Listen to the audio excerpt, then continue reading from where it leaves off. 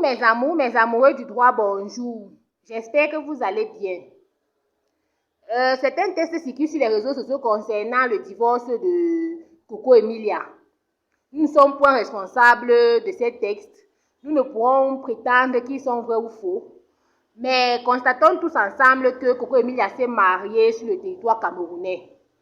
Et il transparaît de ces textes de multiples irrégularités conformément à la législation camerounaise. C'est pourquoi nous aimerons tous ensemble décrypter ces irrégularités et y remédier pour mieux cultiver les Camerounais sur la législation camerounaise, sur ce dont la loi camerounaise prévoit en fait. Donc, c'est l'objet de notre étude aujourd'hui, décrypter les irrégularités qui ressortent des textes qui circulent sur les réseaux sociaux concernant le divorce de Coco Emilia, étant donné qu'elle s'est mariée sur ce territoire camerounais, et y remédier, apporter les dispositions légales camerounaises par rapport à cela.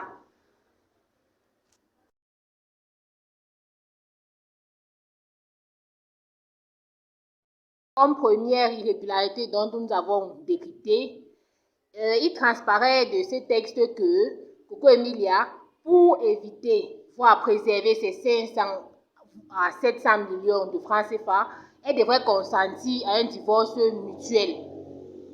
Or, il a noté qu'au Cameroun, la législation camerounaise, le législateur camerounais plus précisément, n'a pas prévu le divorce par consentement au Cameroun.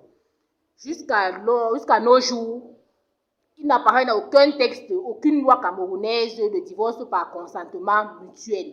Tout simplement, pourquoi? Tout simplement parce que la loi camerounaise prône plus pour le mariage. La loi camerounaise prône plus le mariage et ne consent point le divorce entre les parties. Nous constatons tous ensemble, c'est la raison pour laquelle dans nos précédentes vidéos, lorsqu'on étudiait les procédures de divorce au Cameroun, elle s'est passée au tribunal de droit commun en deux phases. La phase de conciliation et la phase de divorce au fond. Tout simplement pour que le législateur camerounais donne la possibilité au couple camerounais de se réconcilier durant la procédure de conciliation devant le juge conciliateur. Donc, déjà, à ce point-là, la loi camerounaise ne reconnaît pas le divorce par consentement mutuel. Le divorce se fait pour préserver, dans le but de préserver le couple, le bon ménage, le mariage des Camerounais.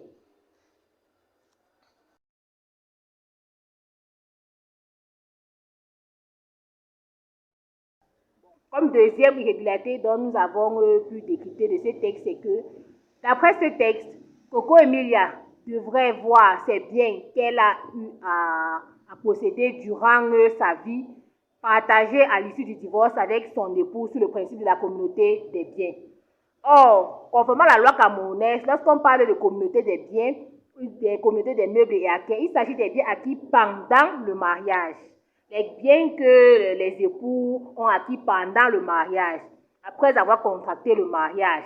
C'est-à-dire que les biens acquis avant le mariage ne peuvent entrer dans la communauté des biens.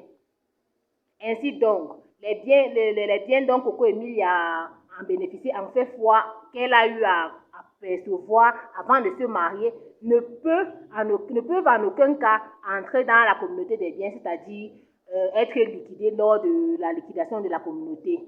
Non, non, non. Ce sont uniquement les biens acquis pendant le mariage.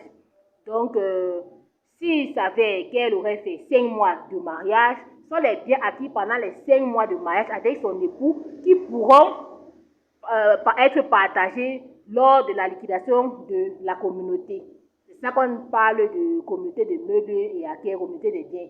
Donc, la communauté des biens commence à avoir effet dès à l'instant où les parties se sont mariées et non avant. Et les biens qui entrent dans le mariage sont les biens acquis pendant le mariage et non les biens acquis avant le mariage. Tous les biens acquis avant le mariage ne peuvent entrer dans la communauté des biens.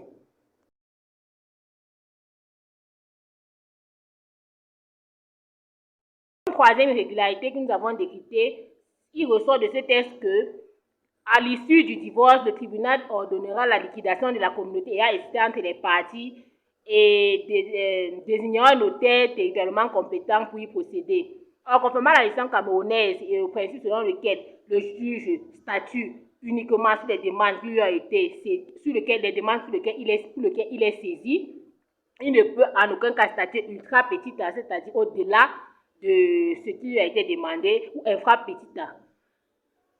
Selon ces maximes, donc, lorsque le juge est saisi, le tribunal est saisi pour divorce, il ne peut en aucun cas ordonner la liquidation de la communauté. Conformément à la législation camerounaise, donc, pour qu'il ordonne la liquidation de la communauté et ordonne le notaire et désigne un notaire compétent pour y procéder, il faudrait qu'au préalable, les parties aient sollicité du dit tribunal la liquidation de la communauté uniquement, ou encore est saisi le tribunal d'une requête aux fins de divorce et liquidation de la communauté. Là, dans ce cas, le tribunal camerounais est compétent pour ordonner la liquidation de la communauté. Mais dès lors qu'il est saisi uniquement pour divorce, il se chargera uniquement de prononcer le divorce entre les parties et condamner l'un des parties, mais il ne pourra point se prononcer sur la liquidation de la communauté. Ça, c'est ce que le prévoit la loi camerounaise.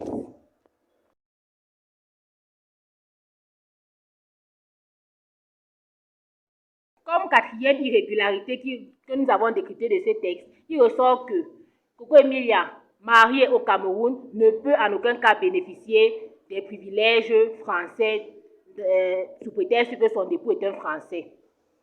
Mais les amours, comprenez que pour qu'elle puisse bénéficier, certes, elle s'est mariée au Cameroun, mais pour qu'elle puisse bénéficier des privilèges français, il faudrait qu'elle renonce aux privilèges à la loi camerounaise, c'est-à-dire quoi, qu'elle accepte que le tribunal français puisse prononcer le divorce et renoncer ainsi à la loi camerounaise et accompagner de ses privilèges. Également, lorsqu'elle renoncera à la loi camerounaise, elle bénéficiera des privilèges français. S'il savait qu'elle aimerait qu'on prononce le divorce selon la loi camerounaise, c'est dans cette hypothèse qu'elle pourra ne point bénéficier des privilèges de la loi française. Donc, en résumé, Coco Emilia aura deux possibilités, soit décider du simple fait d'être mariée au Cameroun, que le tribunal puisse prononcer le divorce selon la loi camerounaise, dans ce cas, elle bénéficiera des privilèges de la loi camerounaise, ou encore solliciter du tribunal français qui puisse se prononcer sur le divorce là, et décider donc ainsi de renoncer à la loi camerounaise. Dans ce cas, elle bénéficiera des privilèges de la loi française.